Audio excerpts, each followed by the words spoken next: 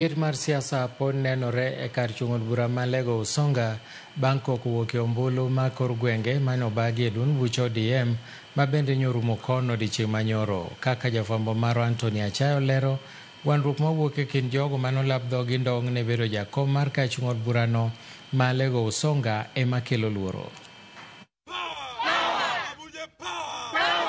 Weche nobedo matek e skul primar maboro mayudre kar chung'o bura ma Lego Usonga, kama duond bura mar ODM nobage yiero mage mar kor gwenge ma bende norumo odiechieng' manyoro. ODM power! Liet mar siasa nomedore kinde ma jota yiero go noyango koth rondo kaka jaloch Gino Malfayo Abuje ok noyiego kata matin. Koseyo yiero go mowacho ni nene gi mibadhi. Wang'eyo na wachung' jokombari ma dwaro Lego Usonga. Nitie joma Abu Alfayo kacha Abuje mochung' ma dwaro komra Lego Usonga. To kod jaduong' Thomas Okoth Rondo. To kawire kod yiero motim ma jiwok oko. Ng'amo bedo jakom en Alfayo Okech Abuje. Ok wawach na molandi. Abuje nyominwa na thuolo ma wuothe e wards adek kende. Ward manyan ward ma Usonga, Central Lego kod Township Ward. To Koth nyoyudo thuolo ma wuothe e wards auchiel. Abuje nomedo yango ni obiro telo ne chenro mar duond od bura mar ODM e gwenge ma kono koyango ni ene jakom.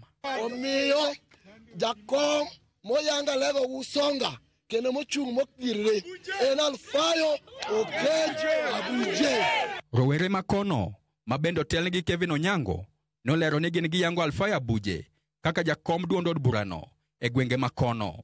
Rowere go bende nokwedo jogo matemo donjre gi tiend rowere e gwenge ma kono. Chairman madhi tiyo Lego Usonga ma japiny oyiero en Abuje. More power to the people, more power.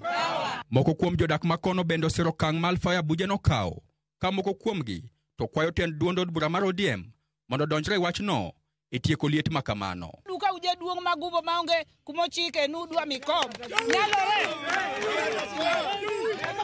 Women power. Abuje power. Wabro kawo paro mar twatiyo kod wan jaduong' to wakia. Wan wang'e mana Abuje. Anthony Achayo, Ramogi TV.